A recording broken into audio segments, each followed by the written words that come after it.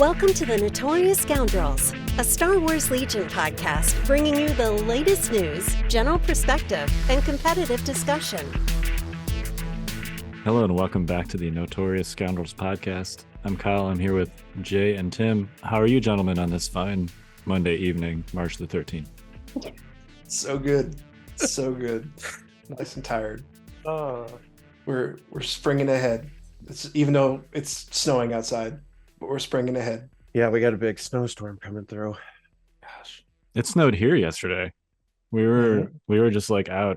We went out to lunch and we look outside and we're like, is that snow? Like, what is this? It's been like 50 degrees here. Oh, that's nice. So I just got this house and first thing I bought, snowblower, right in time. Dude, the next day, snowstorm. That is the biggest mistake of people coming from down south. They think that shoveling's not a big deal, and it is. It kills people. Yeah, it's a real big deal. Literally. Well, especially spring snow because it gets so wet and so heavy. Yeah. Just oh my god. Well, here we always are. The weather podcast. Another Monday. I don't know. I'm glad we could all get together for this, and we didn't have any other commitments. That's good. Yeah, same. Yep, totally free. I love it. No, nothing else conflicting. Nothing important, anyways. So here we are. All right. Well, we're going to continue this for week. Life. Hey, if you're wondering what we're talking about, you can join us on Patreon and go to the Patreon Discord, and I'll tell you all about it. Yep. So come on over to Patreon. I'm going to make a big post about it tomorrow, Tim. Speaking of Patreon, Jay, you got some housekeeping for us before we hit Legion? Yeah, sure. Okay, we could do that. Let's see, what do we got going on? So we are doing a magazine that you guys all know about. It's called One Shots. We are on to our third month. It'll be coming out next week while we're at Adepticon. It'll be shipping to you at home. And, we have all kinds of cool stuff in there. Articles. We do this piece called Hot Shots, which is Lucas interviews a member of the community for each magazine. We also feature painters from the community, and we feature their miniatures in the magazine. This month, March, is going to be our boy Zane Ferguson, so I'm very excited to have Zane on there. It was so funny. Zane's a friend of ours, and he's part of our Patreon, and we picked this month from our Patreon pool. I didn't even know it was him. I just liked the paintings, and then when I was like, oh, hey man, I was like, I didn't know your Discord handle, which happens. I think I've brought that up on cast all the time when people introduce me as their real names, but I only know them as their Discord handle. They're like, hey, it's me, Chris. I'm like, that's nice. I'm like, okay, cool, man. We talk all the time. I'm like, I've never talked to you before in my life. And that's why I try to put my real name in my Discord stuff. Right. And also vice versa, like put like affiliations and things on my name tag and whatnot. Right. So that I know, so Chris is Ding Dong Bing Bong or whatever on the Discord, that's which is exactly what it is. That's right. Yeah, whatever. Yeah. Let's see what else is going on. We've got order tokens, new order tokens up for pre-sale. We've got we're selling the Star Wars deck building game now on the website from FFG, so I'm excited about that. We have a bunch of new stuff on the website. Check that out. Oh, this is exciting. So for those of you at home who have the event deck, if you guys ever saw our event deck, which was just these cool, like, different ways to play while you're playing the game, you could draw cards and like play these different events that would affect the game.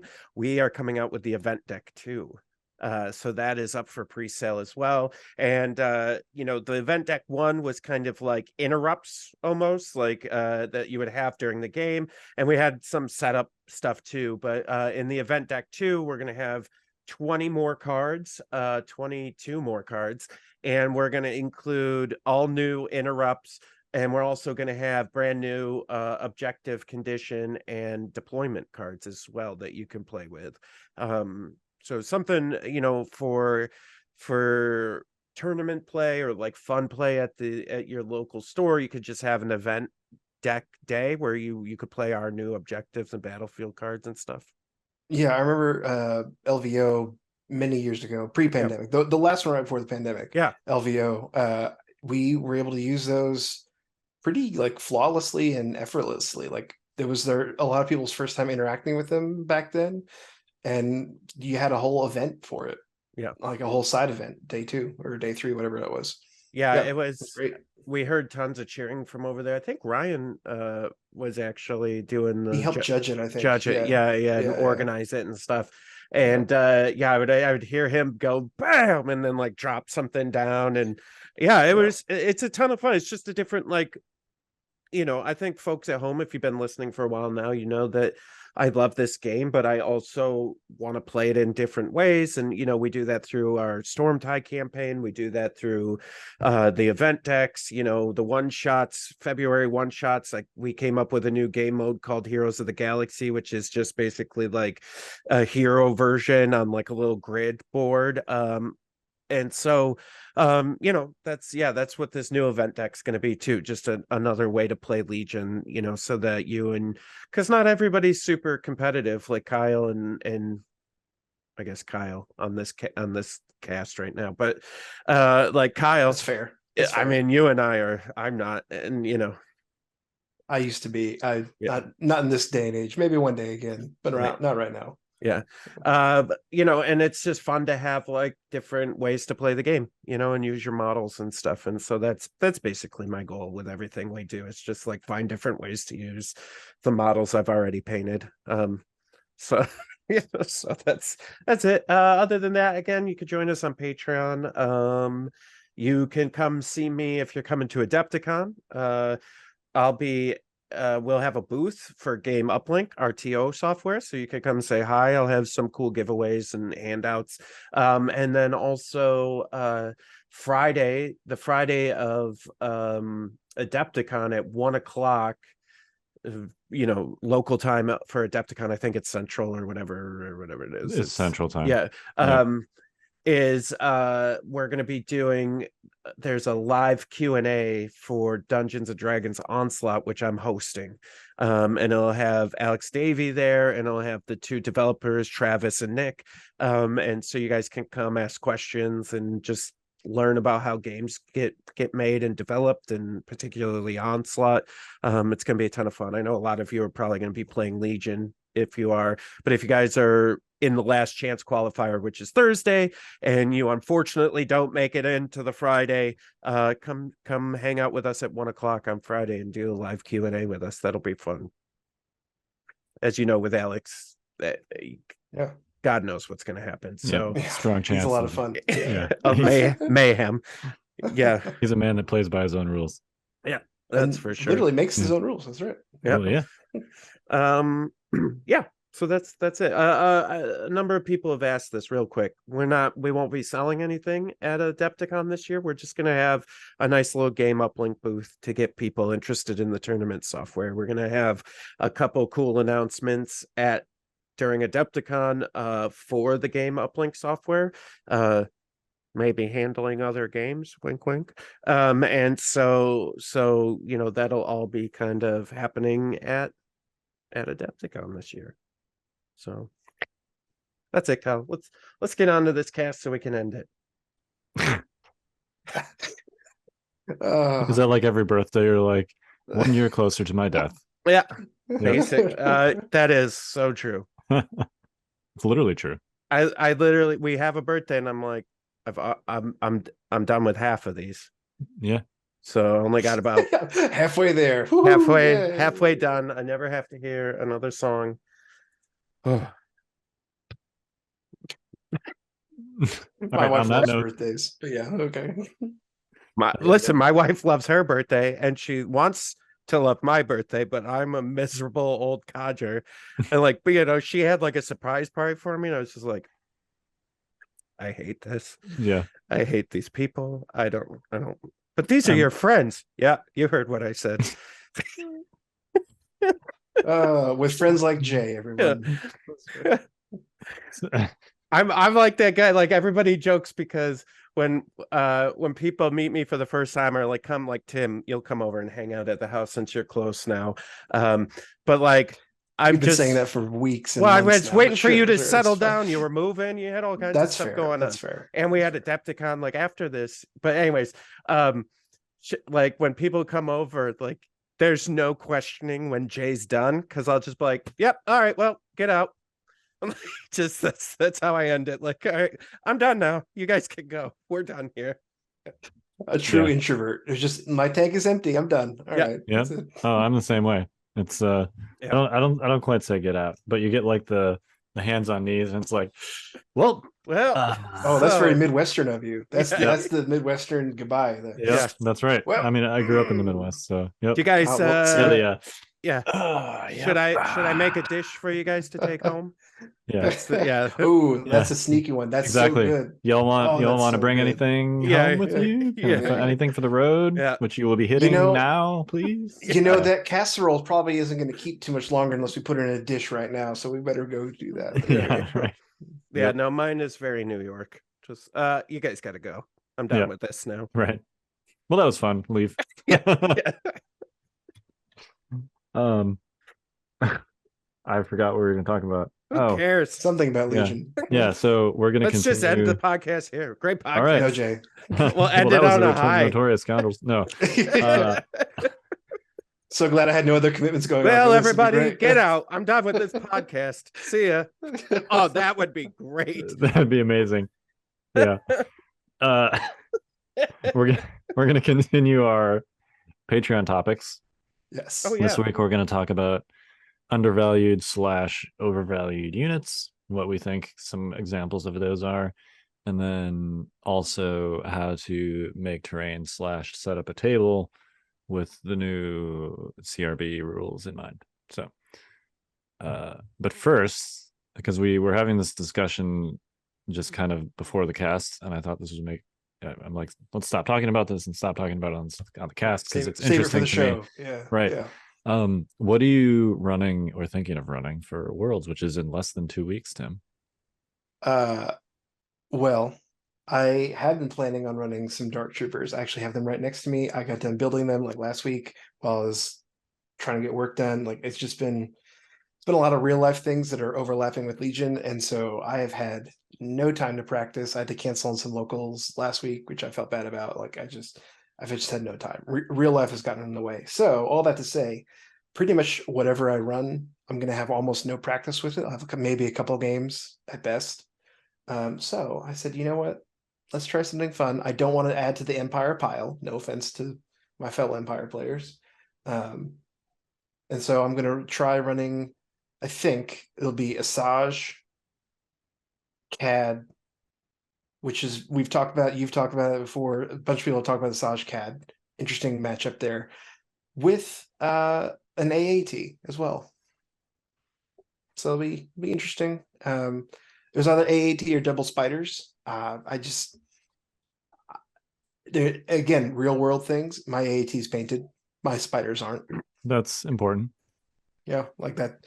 It sounds silly, but realistically, it's one less thing I have to do before Worlds. I would like to yell at you.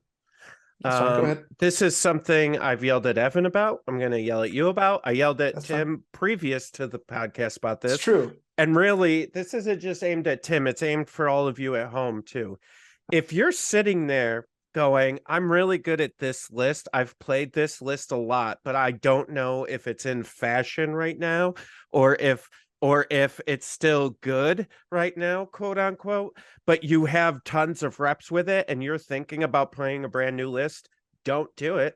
Play a list that you have tons of reps with. You're making a mistake. You make a great point, and I agree with you. And again, we were talking about this before the show. Yep. The tournaments that I've done the best in historically are the ones that I've played with lists, even if it is a more quote unquote off meta list that I've practiced a bunch. Like last Cherokee, not this past Cherokee just now, but last year's Cherokee, I ran Yanni, which was 8-axe, which back then 8-axe was a lot crazier than it is now because of no pass mechanic. But what is that? And Yoda Annie? Yoda Anakin. Oh, Yeah. okay. And I actually I've thought never about heard that. bringing that back. Yeah, Yeah. Is that Oh, like yeah, is that like sorry. Yanni Laurel? Like that? Yeah. Oh, 100%. it's some 100%. backwoods Tennessee Yeah. bullshit that But he that's, just that's not Tennessee. I'm Yeah. not starting with that. some But anyway, nonsense. Yanni, blah blah blah. Everybody I'm in calls your it backwoods Yanni. now, but all right. Well, Yanni who? The 5 people that live on the mountain with me, you maniacs. Anyway, yeah, Yoda Anakin. And actually, it's probably worth reinvestigating now because it's probably a lot better now than it was back then. But anyway, I practiced with it a why whole aren't bunch. you playing that? I practiced with it a whole bunch, and I did decent with it. I didn't like go all the way, but I did well enough with it. Okay. But yeah, so I think How, there's how absolutely well some have you validity done to with that. Asajj, CAD, and AATs? Well, since Asajj doesn't come out till Friday. Oh, right. Interesting. Yeah. This is So you're not even you agree with me, but you're doing the opposite of what you're agreeing with. This makes no sense. Because there's nothing I've practiced recently enough in the current meta world that I would feel comfortable with. What did like, I just say bringing. about the current meta world? What did I just say? So I've not practiced anything enough to warrant that. I agree with you, but there's just nothing I practice enough that I would feel comfortable with it and say like, oh yeah, I know this list. I don't feel like I know any list right now. So one other comment I heard you make that I want to also address Please. is the I don't want to add to the Empire pile. Yes. Tim, it's Worlds. You don't have to try to be cool. Like it's not No- a cool thing. I have to live with myself with that. Like, oh, You have to win. here I am, go Empire, yay! Your soul, that's like what I'm doing. yeah. I know, like, Kyle, but you're good. Anyone who's thinking to yourselves like, oh, I shouldn't bring Blizzard because it's just like the thing to bring. Yeah, because it's good and you're gonna win. Like, do that. Like, it's Worlds. Wow, well, So let's this not go is that far, the but one yeah. tournament you should be bringing whatever it takes to Yeah. win. Like you don't go to the World Series and bench your best hitter or your best pitcher. They're the ones that are going to carry you through the game. So bring whatever you're best at. Bring your best tools. You maniacs, stop picking new lists a week out before Worlds.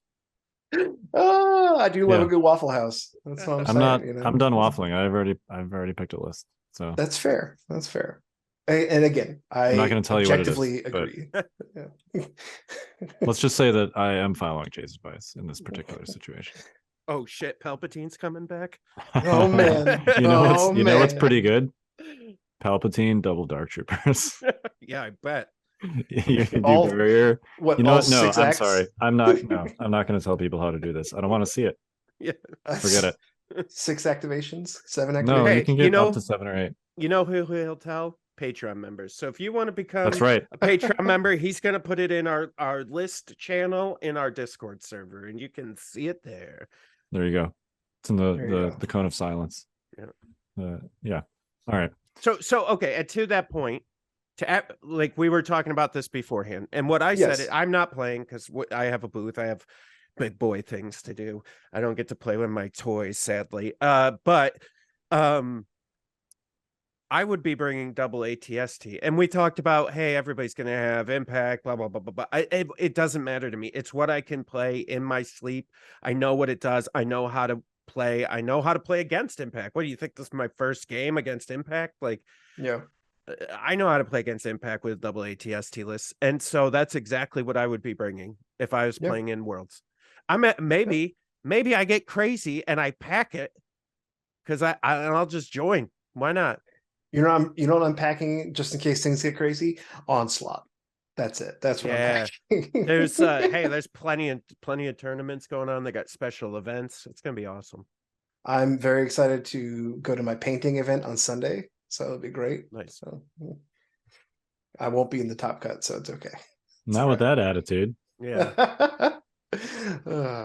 You would Next be year. if you played a list you knew how to play. Next Like, year. Dude, Evan did this same thing to me the other night. What are you guys? Are you guys out of your minds? You're going No, we to just hang Worlds. out a lot. You're That's- paying all this money to go to Worlds. You're invited to the World Series of Legion, We've been invited to the World Series for 3 years the now. All right? actual Like, World Series of Legion, and you're already defeated. Then why are you even wasting Friday? Why are you wasting your time? Why are you wasting our time? Why are you wasting everybody's time? Because we have to go. It's You been don't 3 have years. to. You don't cooking have to now. do anything. I have to go. Have to make the pilgrimage. You have to go, but you don't have to bring a good list. Wow. And Evan is like, Evan's a really good Vader player. Yeah. And Vader True. is really good right now in basically True. any, like, you don't have to run Blizzard Force to run Vader. No, A Vader Vader's list just that's good. not Blizzard Force just won Rocky Mountain Open. Yeah. Gus, right? Gus Woomer. I'm sorry if I messed that up. I don't have. Wasn't it like the top 8 were all 3-0 or 4-0? Like, who cares? No, it was a 6 round with no. one all right. undefeated. Yeah. Yeah, Gus Woomer. Yes, I remember Against that Dark properly. Troopers, was it not, or did he have Dark Troopers? No, he had Death Troopers. Death Troopers. That's what it was. Interesting. Yeah, Interesting. and it's like it's Operative Vader, like Sure. Yeah. Yes, he's really good with Blizzard, but also And he's really good with other stuff, He's really good with new climb rules too. Yeah. Yeah. And the new panic rules where you can just delete all your opponent's scoring units with one card. Oh my god. Yeah. Yeah. All valid points. Come on, Evan Bulris, if you're listening to this, just play Vader. Like, it's Worlds, man. You're good at Legion. Like, play the thing that is good that you were also good at. Yeah. Anyway, all right, rant Yeah. over. Why are we playing games? I'm not done. I'm like, if you're not even playing games. I'm gonna literally yell at everybody all during Adepticon too. I'm not done. Speaking of playing games, what's overrated to play a game with? I don't know. I'm horrible at transitions. Good luck there. I just wanted to get you off my back, Jay. That's all I wanted. You know it's overrated. Playing it's stuff that's bad because you want to be cool. It's I'm not trying to be cool. I'm not trying to be cool. You know what's a real good way to get me off your back is to do something stupid. Wait. Yeah. All right. Let's move on. No, let me teach him a lesson, Kyle. Yeah. Now that he's part of the 5th Trooper, he's got to know what it's like to be That's right. really good. All right. Tim, give me one underrated unit. Ooh, I feel like this is easier than the overrated one, but I honestly, we were just talking about, and God, you're gonna rip me apart again. Here it goes. I think Ellie, a Dewback. I think Dewback. I think they can get in there and they can do enough damage, mess up enough things. You got a critical gun going on, so you got a lot of critical rolling around in there. I don't know. Wait, I wasn't listening. Did you say overrated or underrated? Underrated. Oh, I was underrated. so angry. My ears were ringing. No. Okay. No.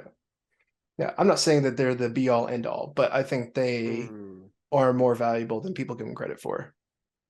All right. I agree with that. Sure. You want to do like a couple from each faction? Sure. Yeah, pick one or two from each faction. Yeah. So I was gonna say, and we've talked about this before on this episode, so this won't be too big of a shocker, but full squads of scout troopers are heavily underrated. If you didn't say it, I was going to. So yeah. Especially right now, they're so cheap. So you have Scout 3. Yeah. So I've talked about this, but a list, if I was playing Worlds, it would be double ATST, double Dewbacks, triple full squads of scouts, four stormtroopers with 2 droids, and then General Vice as the commander. That would be my Worlds list if I was playing today. My only problem with that and with Dewbacks, after I just said they're underrated, is that because it's most of the Empire problem, right? It's a red save. And at the end of the day, when you have to throw a save, you're still praying to dice gods, even if it's good odds. And I just, Jay, you and I were all 3 of us were at PAX, but like you had Dewbacks at PAX, I had Dewbacks at PAX. Yours did way better than mine. That's because I'm a better player. But I played mine pretty well, honestly. Like I'm just teasing. Not to be arrogant, but like I have, like you said, I have practice with Dewbacks. Yes. Played them decent. Yes. But they just rolled really poorly and they got murdered. Happens. It does. Well, and I think they're okay. This is not the time to talk about this. Sorry. We could go in a whole thing about Dewback play and how to play them. Sorry, Kyle. No, you're really good. Do that really right good. now. Again, that's why I think they're underrated, because they are a fascinating unit. Yeah. You can play them 3 different ways, 4 different ways, whatever. And each way is right, depending on your list. And Yeah, and they're for they're sure. one of those units too that, like, if your opponent doesn't have an answer to them and you get in, like, you kind of just Yeah. win. Yeah, for sure. Yeah. Yeah. They're a unit that asks a question of your opponent's list building, essentially. And if they haven't answered that question before the game starts, then, like, Yeah. Oh, yeah. they don't ask it nearly as heavily as Dark Troopers do. But all right, so that was Empire units. I guess I got to come up with an underrated Empire unit. This is quite a challenge after you guys have named the 2, because, like, everything's good with Empire. Yeah. I'm looking at, like,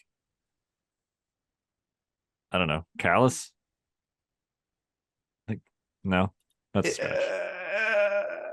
All right, here we go. An Empire. I think there's an argument for a Callus Operative Vader. That, yeah, because he's got 6 cards.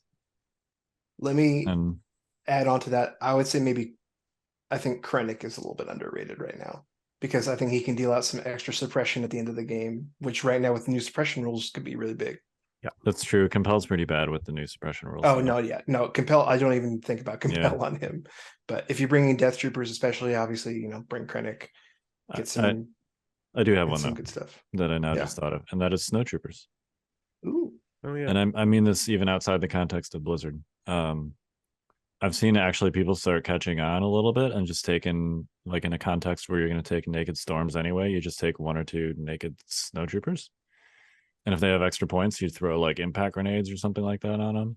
And it's essentially because Snow Troopers can move up and shoot faster than Stormtroopers can move up and shoot. And that attack is, they have a steady, so it's essentially free. Like, it's 4 white dice. Right. But, like, what, it's still 4 chances of a crit. Yeah, exactly. So if you're taking, like, an essentially free attack as you're moving up, and you can move 8 inches and do that, instead of with the storms you got to move 6 inches if you want to do that. Right. Like, I think it's fine. It's interesting. They got a little bit of extra action economy. Yeah. And I think the ion gun in them is really good. I don't know if I would say that's good. I would say that it's more useful than other exhaust weapons. Yeah, for sure, because you can refresh, move, shoot. Yep, exactly. You have that extra action to actually take the recover action, still be able to move up, and then still also shoot. Right. Whereas most units with an exhaust weapon are basically frozen in place once they have shot it once. So yeah, it's not a good weapon. The dice are bad. I think there's some utility. Range 3 now. That helps a lot. It's always been range 3.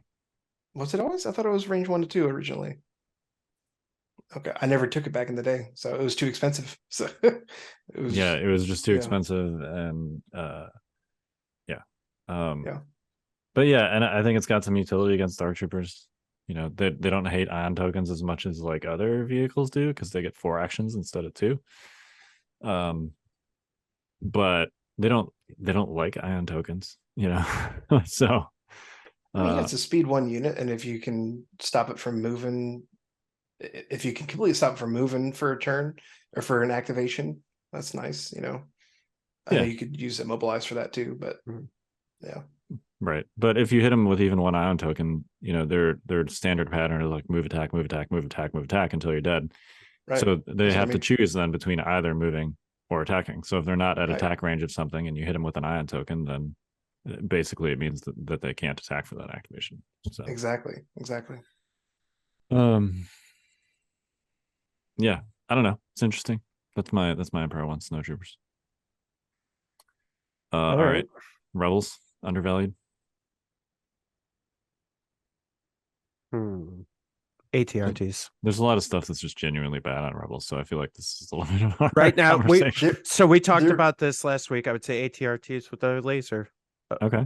Yep. There was a time when I would have said the FD cannon, but now I think we're seeing a lot more people catching on. Like, hey, this is really good right now. Yeah, I think the FD cannon is just straight up, like, popularly good. Yeah, but they weren't for a long time. They were in my opinion, they were underrated, and now all of a sudden they're flipping the script. It's such a good control piece. Oh my god. Yeah, especially as part of Echo Base. Yeah, for sure.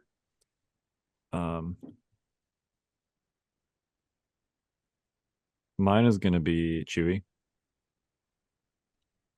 All right. Yeah. I've not seen a Rebel Chewie in so long. That's so true. Yeah, and I mean he's good for just like throw a protector on him, soaking up those extra things that get past your cover or extra dodges or whatever. His bowcaster is great against. I don't want to say it's great. His bowcaster is useful against Dark Troopers because it's got impact 1 and he's got surge crit. So the chance that you're forcing 2 saves there with Pierce are pretty good. Like he's got probably like a 60 to 70% chance of picking up a Dark Trooper model whenever you shoot him with Chewie. So I'm going with Chewie. That's fair. Jay, you got a Rebel unit? Didn't I just say a Rebel unit? Tim. I said the ATRT, right? Oh, you did say the ATRT. ATRT. Yeah, sorry. ATRT. Tim, I'm sorry, do you have a Rebel did. unit? I guess since again it was going to be. I thought I wasn't paying attention for a second. I'm like, no. Wait, did I just have that right, whole conversation in my head? I was like, whoa. That'd be a great cast. Can we gaslight Jay into thinking that he wasn't paying attention? I'm way more tired than I thought I was. Boys. Jay, what are you doing? Give us a unit, man. Come on. Come on, man. Can't believe you just sat there in silence this whole time. And then I'd like listen back to the recording when I'm editing. Go, those mother. Well, again, it would have been the FD, but nowadays, I actually think Tawns. I think people have forgotten how scary Tawns can be. They've forgotten, number one, they have forgotten how terrifying Ram can be. Ram's real good. Especially, you're thinking about Dark Troopers. Just go get your full speed. Just get those crits through. Just push them through. There's some crits. Deal with it. Got to roll for it now. Yeah. Get punched to death by those metal behemoths. Maybe. I will say with Dark Troopers, they definitely don't hate being in melee. Sure. Oh yeah. Yeah. But they would still usually, unless you've like killed their heavies before the squad, like with choke or something before the squad is down. Generally, they still prefer to be shooting because their ranged attack is still stronger than their melee attack when they have both their heavies up. Yeah, that's true. By like a lot. So, the Tawns may not survive that long against the Dark Troopers in melee. Right. They'll survive longer than they would if they were not in melee, probably. Right. So I was just gonna say, I mean, at the end of the day, you're also engaging, even though they are heavies, they're still troopers, so you're engaging a trooper. Yeah. So if that's your strategy to beat Dark Troopers, that you have to engage them, okay. Like I know they can get out of it easy enough with their double activations and everything, but if you're trying to just survive against them, sure. Yep. So for those of you listening and maybe thinking about going, oh, you know what? I did paint sometimes. Maybe I'll get them back on the tables. A couple upgrades I would recommend. Hacked comms unit is pretty good with them, and then also take a look at up close and personal with them. So you could potentially get like 3 or 4 dodges before anything gets to you. Yeah. So, oh, that's gross. Yeah, because they do have relentless, right? They do. And so you would move, shoot at range 2, get the up close and personal dodge. Then you got to dodge from the move and then move again. And so you could have 3 dodges. Or 4 if you like dodge, move, dodge. And if you move your full speed, if you move your full speed at one of those points, you get ram too. So boom. Well, but then you wouldn't be taking. You couldn't take the pistol shot. But oh, sorry, I didn't hear you say the pistol shot. Yeah. So because what you would do, I think the ram is good, but you position it for like the second turn. If you could get them behind a building where something, I mean, listen, Dark Troopers do move a lot, but you could put them behind a building, like maybe if a Dark Trooper's already activated once and they wouldn't be able to get around the building, you move, shoot, 2 dodges, another move to get behind the building, got your 3rd dodge, plus you got heavy cover now, you know what I mean? So you could have 3 dodges, heavy cover if anything was going to take a shot at you, and then your next turn go in and ram. Yeah, no, that's fair. I didn't hear you say pistol shot, but that makes perfect sense. Yeah. All right. Droids, separatists, undervalued unit. Separatist, undervalued unit for separatists. Okay, all right. This one's an odd one, but I'm gonna say Bosk in separatists specifically. Because I think we see him run a lot in Empire, right? Like I have not seen Bosk run a ton in separatists, but I think he's a really good unit for separatists. Yeah, I think that's fair. And I think his value, I think he's going to get even more now that they have 4 potential operatives coming up this week. I think he's going to see some even less time. I think Cad Bane's value is going up, right? Like Asajj and Cad Bane together are really good. So I think Bosk is my undervalued unit. I did tease around with Asajj Bosk. I don't know. I don't think they play well off of or super well off of each other, but you could argue that Bosk is giving like almost like covering fire for Asajj. Maybe it's not necessarily how it works every game, I imagine, but I could see the argument for it. But I just think Cad works better. Yeah, he leans into the reverse sword independent thing more so than Bosk does. Yeah, very much so. I mean, Bosk is a lot better into armor though, and like because and Dark Troopers because he can actually proc Hunter off, potentially wounded Dark Trooper. Yep. And he's got that surge crit at long range with Pierce. So yeah, for sure. Yep. But I think Cad Bane's probably better into bikes. So yeah. All right. What about the snail tank? What about the snail tank, Kyle? Snail tank's good. I think go ahead. Yeah, so now that we're using imaginary cylinders for line of sight blocking, this thing is a giant building that you can move around the table and blocks. Yeah. I mean, how long is it? Like 9 inches, something like that. Yeah. Something like that. Yeah. You have a 9 by 4 inch line of sight blocker that you can just move wherever you want. Yeah. It also has ion, just like normally on its guns without exhaust or anything. Yeah. You could, if you want to get crazy with the ion with droids, you could actually field like 3 ion spiders and 2 snail tanks and have ion 5. And not only that, I think there's a lot of value in obviously putting just various units in there, but I mean, treat it like a bus and throw some Black Sun with the frag grenades and the magdet. There's your anti-armor right there. Boom. Exactly. It's your anti-armor carrying your anti-armor. Right. Yeah. Throw some AP shells on that. You've got ion with impact 4 on the actual tank, and then you give some impact nades to your Black Sun. You've got impact 8 in there. Yeah. So you've got impact 12 in 2 units that are on top of each other. And then you start like rubber stamping lists like Kyle approved impact 12. And then that attack is ranged from the tank at that point too, right? So you're increasing your range on that as well. Yeah. That's pretty good. Yeah. That's kind of funny. Like imagine you bring 2 Dark Troopers and you're like, I got this. And somebody's got like a double snail tank, like Black Suns that just like roll up and it's like, well, that's the thing too. They're gone now. I see so many people put units in the snail tank and then make them get out. And I'm like, what? Yeah, what are you doing? What are you doing? Don't bother. Why? Yeah, I don't get it. But anyway, yeah, I agree, Kyle. I think if I had 2 snails, I would look at like a double snail list because they're fun. I played Rob Cop at Schenectady. He had double snail and it was super duper close. I managed to win, but it was Robbie K. Close.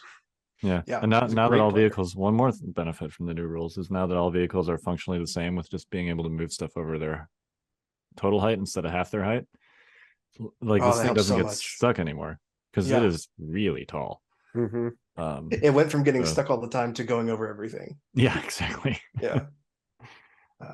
So yeah. Let's see. Underrated CIS unit. I can't say Droidicas because I think they're still trash. I would love to say and have an argument and a discussion about Droidicas, but sorry, folks, they're still trash. There's one case to be made for the Droidicas. Okay. The unfortunate part about them currently, I think, has a lot more to do with the fact that they don't bring impact, which if you're taking a support slot with droids, you need that to be a thing. But beyond that, like they depending on how you build them, they can block line of sight to troopers. if you build them tall enough, they're like, it's like a millimeter, like depending on how you position the legs and stuff. I've seen some people like post pictures of droidicas that block line of sight and they look perfectly normal, and I've seen spiders too. You got to be careful. Spiders are supposed to block line of sight, but like if you position it the wrong way, like well, they actually have two different sets of legs, right? Yeah, you got to use the tall legs for spiders to block line of sight. I know. Mine were built before all this nonsense. But anyway. But anyway, so droidicas can block line of sight for troopers potentially, and then also, it seems now that vehicles can give each other cover, and therefore vehicle units can give themselves cover simply by stacking them one in front of the other. Okay. So, yeah. Because there's nothing that prevents you from giving your own unit cover. So you can basically stack droidicas like one in front of the other. Yeah. And then that unit just has heavy cover all the time. Yeah. That was more silly uses of the new cover rules. You can also, if you have two droidicas, just like checker box them, and do the same thing. But well, that was for LVO where I had triple RT double saber. I had to be careful about blocking. I'd make sure the right unit was in front of the right one, otherwise I was going to block myself in there. But the flip side of that was sometimes I got cover. Right, there you go. Neat. Anyway, so that was not your pick. That was just no, it was not my pick. Point. Sorry, Droidica fans. There's two options in my head, but I think I'm going to go with, just because I don't think we see a whole lot of them these days, I think Staps. I think Staps are really, really good still. And people just don't play them because they want to play spiders instead. Not to say spiders are bad, but Staps, especially in a Blizzard world where everybody has bikes, Staps are great for objective play and flanking. Yeah, it's still at their full health. It's 6 black dice, crit 2. Sure. Yeah, I wish it was impact 2, but sure, crit 2 is better than nothing. So I was gonna say crit 2 can still do something. Yep, for sure. So just a quick tangent before we get to Republic. For those of you really wanting, we played this game last week or the week before about how much impact can I get into a list. Oh, God. So 2 snail droids with the armor piercing shells. I put engagement protocols, but you put whatever you want on them. 3 battle droids with the rocket launchers. 2 Black Sun Enforcers with their Magdet Enforcer, and then give them all impact grenades as well, just for the heck of it. And then you put in Bosk with Hunter and a T-Series, and I still have 16 points. That's 10 activations. It's 9. Oh, it is 9? Yeah. Okay, you're right. Yeah. That's 9. Yeah. But how much impact? That is 10, right? 2 snail tanks. 2 snail tanks. No, it's 2 Black Sun. Okay. That's 4, right? Yep. 4 B1s. 3 B1s. Oh, 3 would be okay. 3 B1s. Sorry, my bad. I'm like, oh my God, our tool is broken. It says 9 right here. Yep. And Kyle, the calculator's telling me 10. Oh my God. I totally trusted you over the machine. Again, gaslighting Kyle. Jay. Yeah. Oh my God. But anyways, like that's twice in one cast. There's a bunch of impact for you there. So for you, what's the total impact value there? Yeah, that's you didn't tell us the total. You said all that, you didn't total it up for us. 24. That's 4, 8, 30. 30. Yeah, it's 30. Plus 30 plus Bosk. Yeah. That's a lot. Yeah. So for those of you'll kill any armor, right? Yeah. For those of you at home, we always get these questions like, "Hey, my buddy we're playing friendly games, and he keeps bringing dark troopers and smashing my face." So here's what you do: just bring, dude. It happens a lot more than you would think. I know. Just bring this list next time. He's like, "I'm gonna bring my dark troopers." Just bring 30 impact and let him know how it's gonna go down. Yep. So we joke, other than the impact nades and stuff, though. Like we joke around. There's still a lot of dice getting thrown, though. Yeah. Not for nothing. Just saying. Yeah. It's not like you have to use the impact nades. You can use their double dice normal pistols with the blast grenades. Right. And that's still a pretty good pool. Yeah. Or again, I like frag grenades because surge crit. But yeah. Right. Yeah.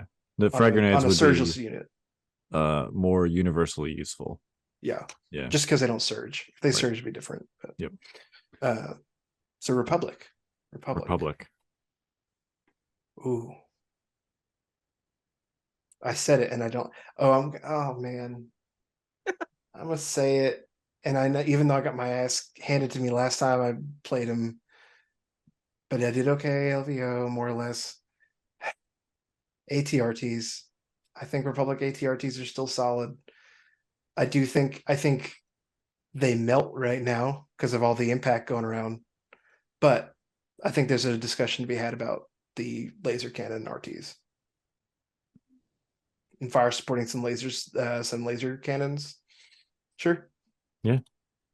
You could do that if The you- thing they have that's important for impact right now is range, long range. Yeah. Well, that's what I'm saying. You could, if you really want to get all the way with it, you could fire support an RPS at Yeah. range 4, and you're throwing a good amount of dice, impact 5. Yep.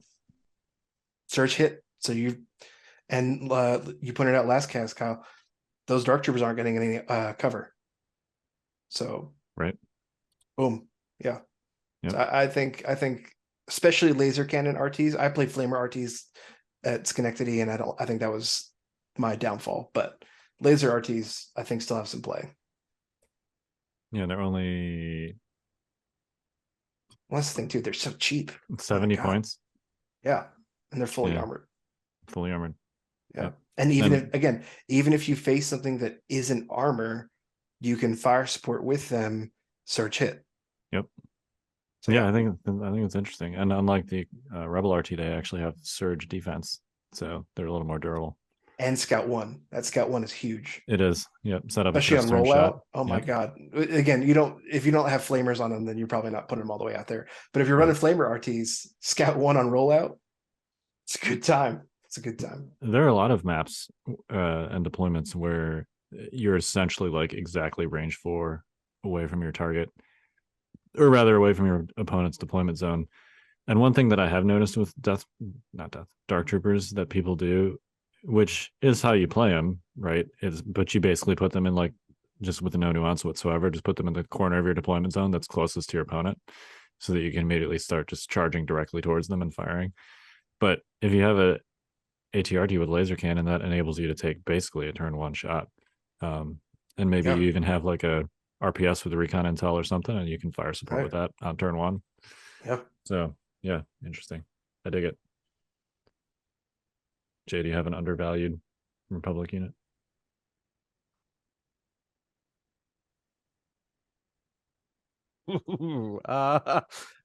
Jay, we are actually talking to you now. Yeah, undervalued. Ew. I mean, I have one. I just don't know how much I believe it. I don't know. Maybe there's a world now where the infantry support platform makes sense with like some twin missile pods and the pilot. I don't know. No, it's Ah. bad. All right, fine. Okay. You say so. Then my vote is for the Fluttercraft. Dude, all these units suck. What do you want from me? There's literally nothing. The Fluttercraft is mildly interesting because it combines.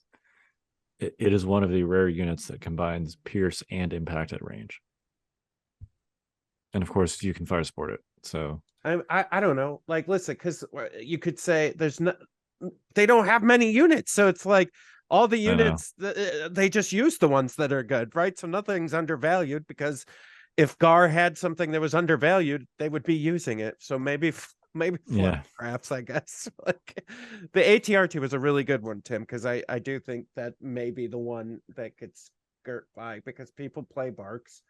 Fluttercraft's my answer, Kyle. okay, that's fair. I mean, it's only 10 more fair. points than the RT Yeah. laser. It's 80. So yeah, it's interesting.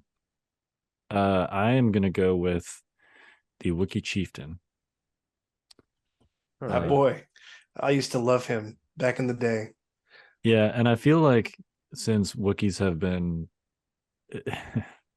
it's been kind of the sad saga of Wookiees, because first you had like the points increases to the training slots, which disproportionately hurt Wookiees because they tended to take both offensive push and tenacity. And that's one of those things, like, I'm sure we talked about this with the points thing, so we won't rehash it. But basically, it's not like people are taking Wookiees with duck and cover, like cost increases to those essentially like core training upgrades are not going to lead people to fill the training slot with something else, because there's not really enough options to do that. Like there's nothing else that improves your melee damage. Like tenacity is the improve your melee damage training upgrade. So they're not going to fill the training slot with duck and cover or endurance or whatever. They're just not going to play Wookiees. But they also got hit by the skill thing. But since Wookiees kind of like fell off the map, I feel like the Wookiee chieftain kind of got dismissed as like collateral damage. Because he certainly was best with Wookiees when you could use those Wookiee command cards. But at the end of the day, like he's a beefy unit with a good melee attack, with agile, for 100 points, and he has a bowcaster at range 3, like Chewbacca. He's got 4 dice with impact 1 and pierce 1. Now he doesn't have critical like Chewie does, unfortunately. So slightly less good like against those dark troopers, and maybe you just take Chewie anyway for 10 points fewer, if that's kind of like what you're looking at in this slot. Chewie's also has more health, and Republic Chewie has reliable too, so he's a little more durable, but extra dodges from agile. So yeah, I don't know, I'm going with Wookiee chieftain. I have, if AMG is listening, I have a plea for you, AMG. It's not for me or the Scoundrels or the 5th Trooper. It's for the community as a whole. The people. We need Wookiee core units in the Republic so that we can have entire Wookiee armies, because otherwise it doesn't make sense. Or just make a Wookiee battle force where you can take the existing Wookiee units as core units. You know what? You don't even have to make new plastic. No, I want core units. That's true. They don't need to make new plastic. Just put out the old. Just give us a new card for all the miniatures we have, and just make them a core unit. That's called a battle force, isn't it? Yeah. I just want to be able to take commanders and operatives interchangeably as Republic, because they have. Let's see. They have 1, 2, 3, 4. Once Cody comes out, 5, 6, 7, 8 commanders, and 2 operatives, and both of those operatives are support operatives. Very much so. Yeah. Like every Republic list I build, I'm like, I want Anakin and the clone commander, and like the chieftain, or even like a pike capo. Like I want Anakin, a clone commander, and a pike capo all on the same list. And I can't. Talking about the. No, sorry. Go ahead. That's it. I'm done. Oh yeah. No, I was just to add to that, like you could have, and they still could do this, to be fair. You could put another unit card for the chieftain to make him maybe a little bit less powerful, and then make him an operative, make him cheaper and make him an operative. Something like that. So yeah, there's an argument for it, because I know people always lament that, Rebel Ahsoka is going to come out first. Boo-hoo. I don't super care about that. What I care about is the slot that she's going to take up. I'm just excited at some point to have another operative for Republic. So I feel you there. I don't care if it's Ahsoka or whoever, but just somebody, please. Republic either needs some operatives that are not support operatives, or they need to be able to take some of their commanders, many of which are like combat commanders that would traditionally fill the role of an operative, like in that operative slot, or just make it like, like Shadow Collective, where it's like 1 to 4. You must take one commander. You can take up to 1 to 4 commanders / operatives. I don't know. It is okay. All right. Because we're on it, and we're not gonna get to the other topics probably because I'm doing this. No, but I realized that before. It does feel like, I don't know. It's just like I don't feel like anyone's really looking at the Republic or like they're just like, whatever with that. Are you talking about on a design space? Yeah, like it's like, I guess Cody's coming out. I would say Cody's coming out. He's not doing. I mean, but we were talking the other day. When is the last? So the last release, I think, for Republic was Yoda and Wookiees, right? Yeah. No, ISP. Didn't ISP yeah. The ISP was after Yoda and Wookiees? Yeah. I think so. For sure. Okay. Maybe it's just because it was so bad that I don't. Yeah. I say for sure, and now I'm second guessing myself, but I don't think so. 80% sure. I thought the ISP was first. Anyway, I think it's been almost like 18 months since Republic has got a release. Is that right? Regardless, yeah, that sounds right. It sounds, yeah. Like, yes, fine. I know that they can use swoops, whatever. In that time period, count. Empire has got like 8 different units or something like that. And Rebels have got a lot too. Droids haven't. Droids, I think, are in a fairly similar situation to Republic. They're going to get Ventress here shortly, which is good. But yeah, it's been. I mean, the Clone Wars factions have been kind of neglected from a new release perspective. This is something that I've mentioned before. This is years ago. This is not an AMG or FFG thing. Like this is just from the dawn of the game. I really wish. Well, I should say from the dawn of 4 factions being in the game. I wish they had a more set release schedule for everything, like rotating around a little bit more organized fashion. To where you can say like, okay, the next release will be this. The next release will be this, even if you don't know what the unit is, but like what the faction is, because then at least you can look forward to something. Again, it keeps it fresh. Whereas instead we have to have this conversation. I think it's a good conversation, but we have to have this conversation every year, something like that, and it changed the text of who we're talking about. Could be Republic, could be for a little while it was Empire. For a while, Empire didn't have anything new, so it just. We don't have to have it this way. It doesn't have to be this way. Yeah, and I think they said originally when the Clone Wars factions first came out, because they were kind of like behind on unit count. Yes, they basically said like, we're gonna do the Clone Wars releases slightly more frequently than Civil War era releases until they can catch up on unit count, and then we'll even right. I remember that, and that hasn't really happened. Obviously, I know the Mercenary Wave was very timely with like all the new media. Most of the new media is like post Civil War era / Civil War era. So to the extent that, I mean, we don't know behind the scenes, right? They may be like mandated by Lucasfilm to focus on certain things that coincide with current media. We don't know. Sure, but with that argument, you have Bad Batch. You have Tales of the Jedi. You have all these very much Clone Wars era things that are coming out that you could. I mean, you could have a Mace Windu, a Jedi. We're still waiting on Mace Windu. We've been waiting on Mace Windu since Clone Wars got announced. And I remember, well, the thing I've been waiting on since Clone Wars got announced, I thought for sure you would see like special forces or something unit of just like Padawan Jedi, right? Like where it's just a bunch of Jedi that would have been very similar to Wookiees. Minus, a long range weapon or whatever. But like, sure. Like that was the whole, I was like, oh, this is kind of interesting. If you come out with the Clone Wars, like I get it's clones, right? But you also have these like large groups of Jedi fighting in the battle, right? And they're just, there's what, 3? Right. Yeah. Well, it would be neat to have like a 3-man unit of like generic Jedi. Yeah. Kind of like there's your operative right there. Well, I guess that'd be Special Forces. Sorry, but I think you could. I mean, why can't you make like an operative unit that is multiple models? Yeah, that's fair. Yeah, give them some generic Jedi command cards. Make it an operative that's like 3 models. I mean, there's nothing that says you can't have an operative that's more than 1 miniature. True. Technically, if you look at R2, which if you do R2 and C-3PO, Mando and Grogu. Yeah, exactly. IG and Grogu. Yep.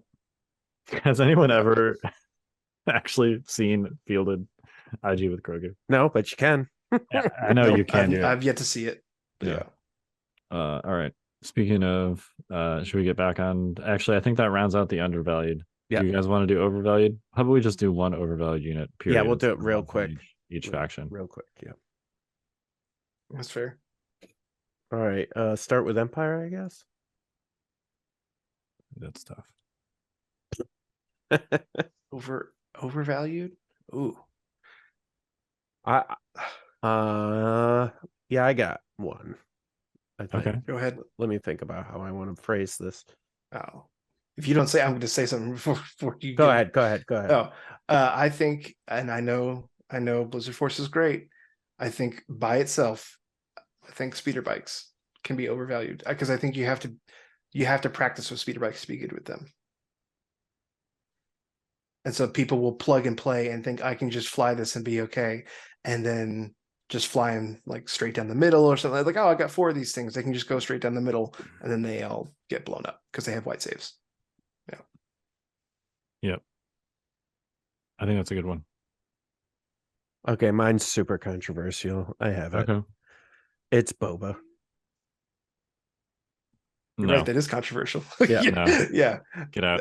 No, He's it's really good. It's He's Boba Fett, really, really good. and here's why. Here's why. Okay.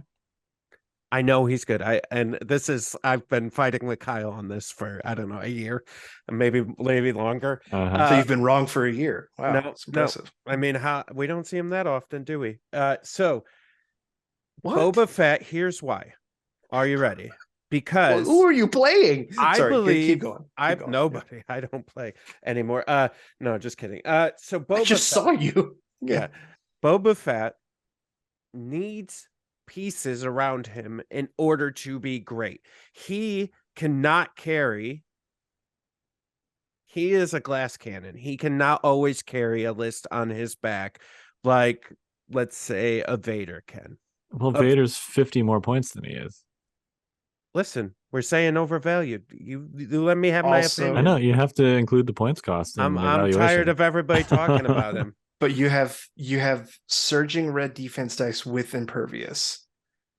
So I think he absolutely can carry. I think at some point you are No, relying on it's a dice trick. luck. It's a trick. At some point you're I will relying on say- dice luck. No. So his defense is the worst part of his kit. Really? Yes. Interesting. Because it, like all Mandalorians, it's very variable. Sure. Now that said, he is incredibly fast. His command cards are ridiculous, and Mhm. his damage is very good. So, well, I definitely agree that the defense Mhm. is whatever. Yes, it's slightly better than most characters that are not Force users, to be sure. But he's still fragile for his cost. Most characters are fragile for their cost. There it is, overvalued. Boom. I don't think that makes him heard overvalued though, it because the first. rest of his kit is Kyle insane. agrees. No, I definitely don't. I think he should be at least plus 10 points. If you're gonna he should either be like plus 10 points at least, if not like 15. Don't at me, Empire players. I play Boba Fett too. Or just don't let him use the Rebel Boba cards, which makes way more thematic sense to me. Like, one of the cards has Boba Fett beating up stormtroopers on it, like Yeah. in the card art. Well, yeah, Anyway, that's true. whatever. Yeah. I still think his defense is great though. Like I hear what you're saying. Out of everything, it is the worst part of him, sure. But I've also seen his defense just win the game. Sure. Yeah, you get a string of lucky red surging saves sometimes. Well, that's what I was saying. It's at some point, if that's your game plan, you're just relying on dice luck. But if you're gonna do that, surging red defense with impervious is pretty good dice luck to rely on. It is. I think generally, if you're rolling saves with Boba Fett, you've made a mistake. Personally, because he is Fair. so mobile, he has so many Yeah. command cards that let him operate at a range that is farther than most characters that can have the kind of impact he can have. Sure. Right, like most characters that have the same killing power as Boba Fett are lightsaber users, and in order to be doing that, they got to be at literally point blank range. Whereas Boba Fett can do it from range 2, Yeah. if not like range 3.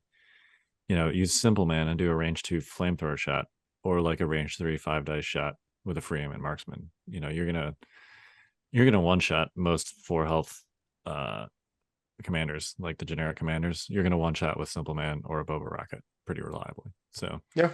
That's fair. And get that bounty and then get out of there. yeah, exactly. And Right. and he can score a victory point. Like, Yeah. there's not many units that can score victory points. Certainly not as effectively and consistently as Boba Fett can. So Sure. I'm sticking with it. Overrated. hard disagree. All right. What is those Empire Rebels? I know we were only supposed to pick one, but whatever. That's fine. We can do collectively. We can do one for each faction. How's that? Okay. So we So, all agree Rebels? on Boba Fett. No. No. Kyle agreed with me on bikes. That's 2 on 1. So there All you right, go. There you overrated, go. overrated for Okay, me. I have a controversial one for Rebels. Oh, nice. Ooh. Let's hear it. Luke Skywalker, operative. I knew that's what you're gonna say. Oh man.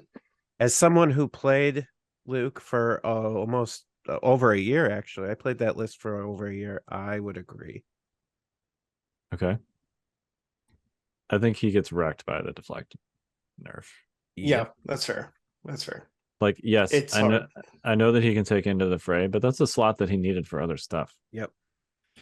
Well, and also into the fray depends on everyone else around you. Like you right. you have to be in the right positioning for it to pop off. And then that means you're having to wait for all of them to do like whatever they want to do. I don't know. Yeah. Like into the fray, when it came out, sounded so good on paper, but then I ran it a bunch of times and I was like, It's oh, not reliable.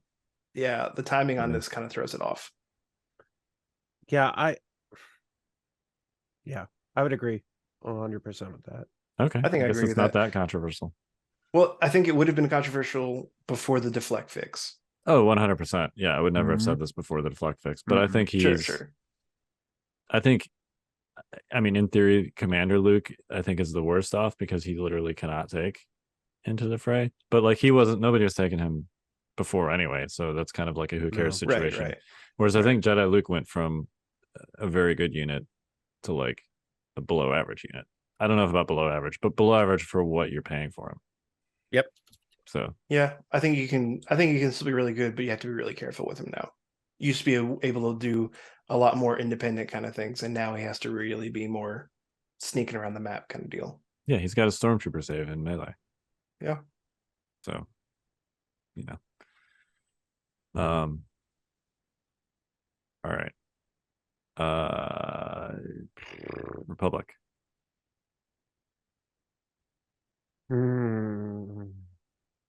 This is a tough one.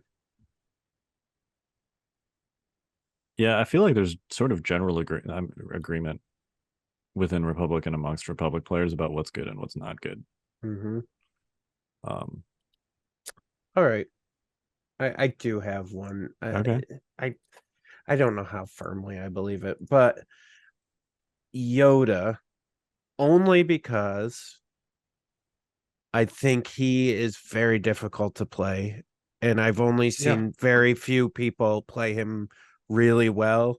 I'm not gonna say correctly because who knows what the correct way to play him is, but like Bushman being one of those players that just plays him really, really well. So when you play other players, you're like, oh, you don't even understand what Yoda can do. You know what I mean? And so for that, I think he can be overrated where people think they can just take him and just be okay because it's Yoda and they're going to be good, but he can get in trouble really fast. And so, Yep. So I agree with you. I will say Yoda is actually, bar none, my favorite unit in this game. I love you. I'm not saying I'm the best. I think Bushman could beat my ass with him any day of the week, but I love Yoda very much. Played him since it came out. Might have paid the extra Canadian tax for him back in the day.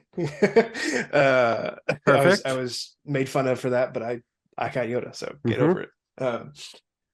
But I think there's two sides. A, he's very complex to play just in general, but his card recycling, I think it's such a double-edged sword because on the one hand, you have to make sure you recycle correctly and like make sure you play it in the right order. The flip side of that is I've also seen players get too obsessed with recycling his cards to where they will do something that is disadvantageous to them just because they want to recycle. And sometimes the best thing to do, it feels wrong, and I know it, and I know it feels wrong, but sometimes the best play for your game is to not recycle that card for multiple reasons. A, your situation, but then also B, if your opponent knows how Yoda plays, he might be anticipating you recycling something, and so you can really throw off your opponent by playing something else. So, but yeah. Nice. Yeah, makes sense. All right. Overvalued droid / separatist unit. Okay. Is it the spider? Hmm. Maybe. This one is tough because It I is think tough. the I think spider's spiders pretty are still good. really, yeah, they're still really Yeah. good for sure. I almost want to say the AAT. Oh man, I was just gonna say that. Yeah. I was afraid to say it, but I was going to say it. Yeah. As someone who's looking at bringing an AAT. Yeah. It Yeah, hurts. Hurts. yeah, I will say this about the AAT. It is, I think, practically impossible to get an out of cover shot with an AAT, basically ever. Yeah. Unless you're literally like touching your target. Yeah. And As even someone then, there might who's- be something like, Yeah. like if No, it's impossible. yeah, you're like if It's- this is your AAT base, right? And like this is your target. Like if there's a barricade Yep. like over here, it still gets cover. Yep. Yeah. As fair. someone who was, I mean, that list was miserable that I was playing, but that separatist list with all the repair droids, Yeah. I did play that a bunch, not only at that event, but I did some TTS games and some here, and yeah, the AAT, it's fine, but it was like, but that's exactly the problem with the new rules. Is like it's almost impossible to get anything out of cover, and that became a real problem.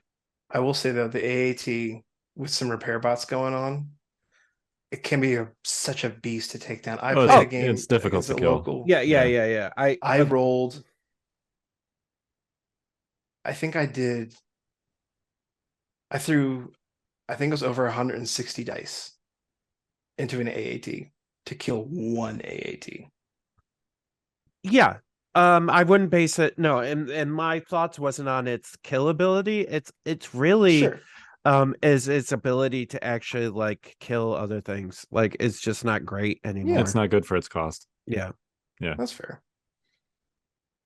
I think I mean, listen, the missiles help with that a little bit. right. Yeah. Sure, your loadout, right, helps, but like Right. as someone who's played a lot of heavy, I loved the maneuverability. I loved the size of it. I loved, the red dice is really nice. But yeah, just finding anything out of cover was impossible. And I just felt like, I don't know, things that in the past would have absolutely been dead were just surviving from like full barrage attacks from and I'm just going, all Yeah. right. Well, and there's the argument, some people say that with the new rules, it's easier to do line of sight and blah, blah, blah, and coverage calls. I know we've talked about that. Kyle, you've talked about it a bunch. I don't agree either, but people say that. I think it's not easy in a good way because playing like when I play Double Saber, I just assume you have cover. It's not that, measuring is easier. It's just I give up. I'm not going to bother because I'm just going to assume you have cover 9 times out of 10. That's exactly what I was going to say. Why it's easiest because you just assume everything has You cover, just give and up. you just go, okay, yeah, you got cover, whatever. I don't care. Yep. It's not easier in a good way. Mm-hmm. Yep. Maybe this is a good transition, and I feel like this can be a 5-minute topic. Great. Is how do you build tables for the new cover rules? Ooh. I am interested to hear about this. Yeah. Because I want to build a new table soon. Once everything in the house is settled, I would love to do a new table. I have two things. Yep. Because I actually kind of played on a couple tables like this at LVO, and at least I was still not able to get out of cover shots with troopers basically ever. But I was able to get some with speeder bikes, specifically on these tables. And it's basically like, you want terrain pieces that are like really uniform shapes with smooth edges. So like rectangles, squares, circles, without anything sticking out. Like no, little gubbins or pipes or gutters or, random building corners or anything like that. Because those you can actually, you still have to go a lot farther to do it. But like a rectangle that's like this, you can actually flank that with the new cover rules if you fully pass the plane with your unit, right? Whereas like if it's like a building that has a pipe or something on it and it looks like this, even if that's a bad example. say that it's, a pipe that's like this, right? Like that thick. You got to go It's a gonna lot throw you farther, off. right? You got to go a lot farther to flank that because of this Right. one little pipe here. Right. So smooth edges, uniform shapes, and then also just like no scatter. Because scatter does essentially the same thing. Most scatter is not a uniform shape for starters, but scatter just like gets in the way because that's what it's supposed to do.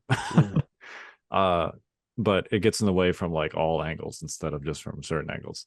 Like here, this is a pretty common scatter piece. This is like one of those like 3D printed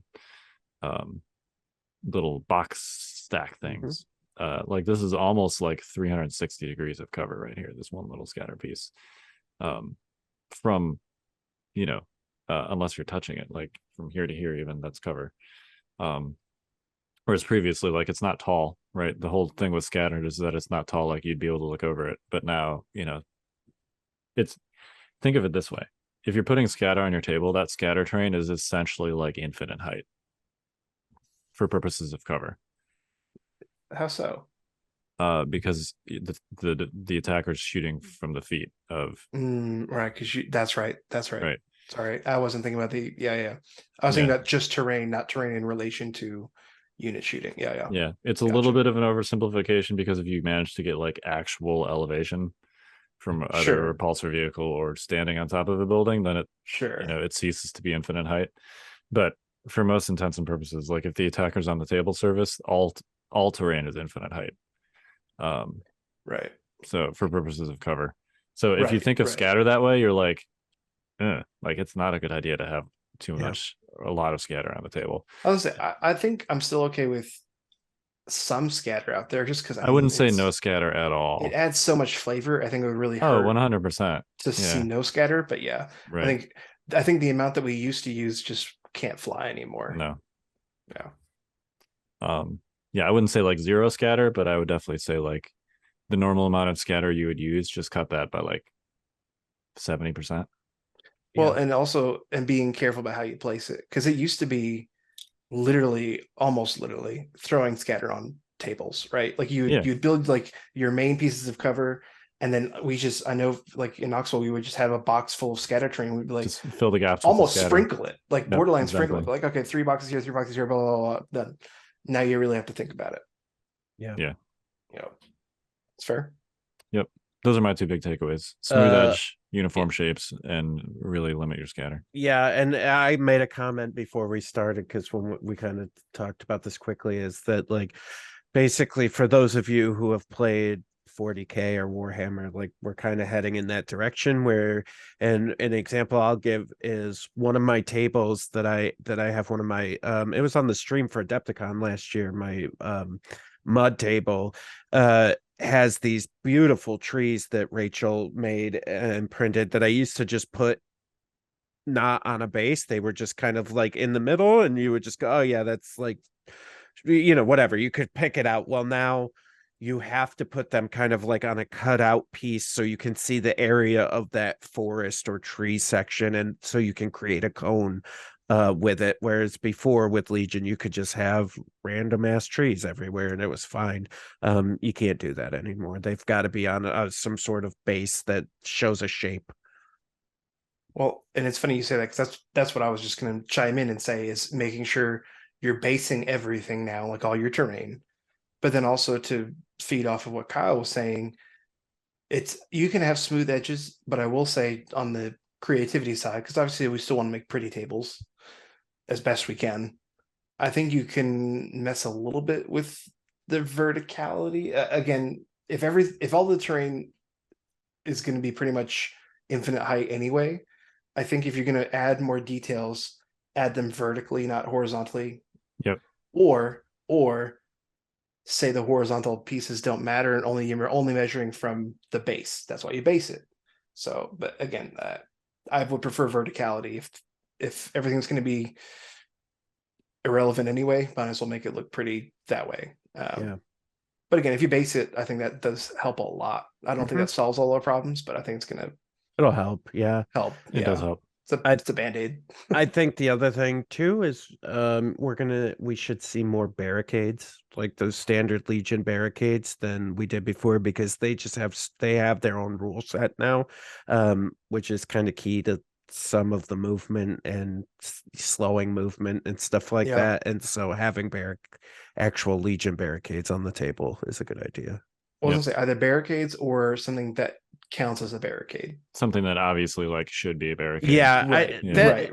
I get weird with that because unless it can get weird. Right, unless a TO specifically says these pieces that look like this are to be treated as barricades and actually identify that, because it's very clear in the rules that they have a separate rule set, right? Yeah, that's fair. But yeah, that would be my only like caution. I guess and you're absolutely right. All I mean is just you don't have to use the Legion ones per se. Like you could make industrial looking barricades or other barricades, but like I think again, to your point, make sure they look like barricades just to avoid that confusion. Yeah, right.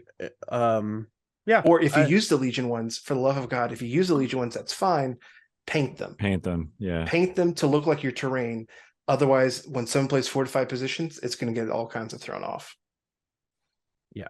Yeah, please don't put gray barricades on a like setup painted table. Well, not even just gray, but like a neutral kind of painted color, because a lot of people have painted barricades.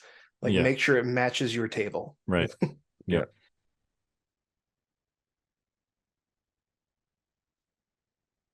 I think that's all Any good. other thoughts on that? No, I think that's good ideas to keep in mind. I just hope that we can. One of the things I love about Legion is our terrain, and so I hope we can keep that even with these rules that are very much pushing us more towards 40k terrain.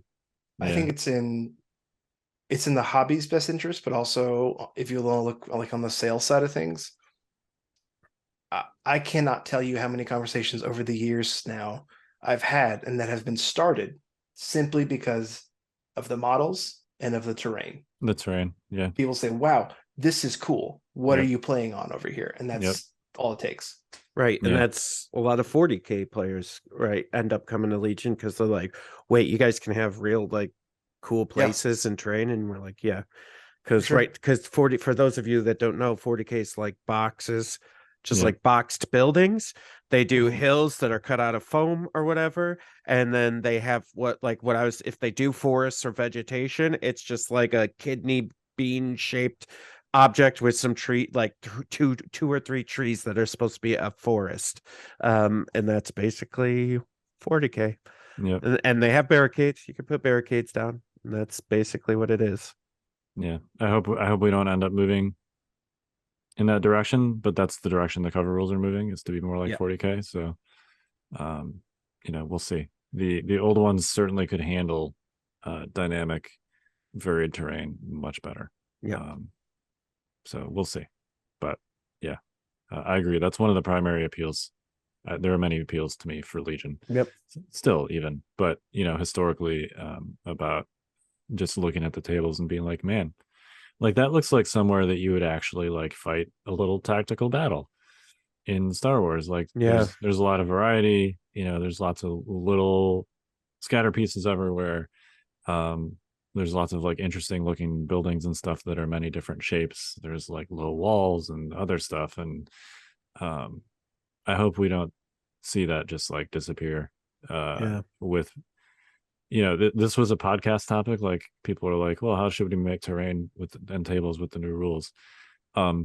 This is our advice to make it more functional with the new rules. I kind of hope people don't actually do it and they just keep making tables the same awesome historical way that they've been making them. And it's, it is what it is with everyone just having heavy cover all the time. That's the thing. Like the only thing I could argue for is maybe just trying to, if you don't want to make it like we were just talking about, and you just want to keep it as close to the old way as you can, maybe just try and make more things light than heavy. So I have seen that proposed as a solution. I'm not saying it's a great solution. Well, it's not, and I'll tell you why. it's because with the new cover rules, I have played on many tables where we've like proactively tried to make not only a lot, but like a majority of the terrain light cover. The problem is that each individual terrain piece projects such a massive zone of protection that the light cover pieces just basically get overshadowed. Like if there's a heavy cover piece within sneezing distance of a light cover piece, that light cover piece basically doesn't matter. Yeah. That's fair. So yeah, I have seen people propose that. I have tried it. It doesn't work simply because each terrain piece has such a massive like protective footprint that the light cover pieces just get overshadowed. Yeah, so that makes sense. Yep. All right. Any final thoughts? 2 more weeks. 2 more weeks. Not really. Week and a half. Yeah, like less that. than 2 weeks to Worlds. Yeah. Next week's podcast will undoubtedly be like the Worlds preview, basically. Sure.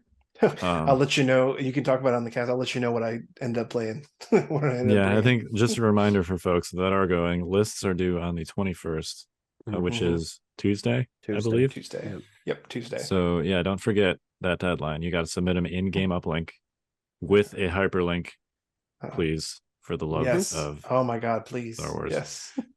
Yes.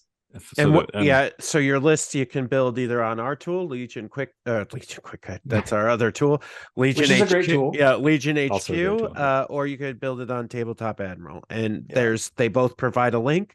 If you provide that link, then Game Uplink can make it look all fancy and beautiful. So when we load the list, and we can pull much data better from it. I was gonna say to that point too. I will say, because a lot of people say like, I don't care about the data, blah blah blah. It's not just for the data. It's also because there's this beautiful feature. People don't even realize it sometimes, that you can put in kill points automatically, and like you can collect, like just click on what you killed, and that's it. It is a beautiful feature, but it only works if you submit the right link. That also includes our tabled and concession features as well on Game Uplink. All work based off of that link. So do your part, everyone. That's what I'm saying. Do your part. Use the tools. It works great. All right. Yeah. Go. Cool. All right. We are the Notorious Scoundrels. I'm Kyle. I'm Jay. And I'm Tim. Stay fresh, cheese bags. Get out of my house, everyone. Well.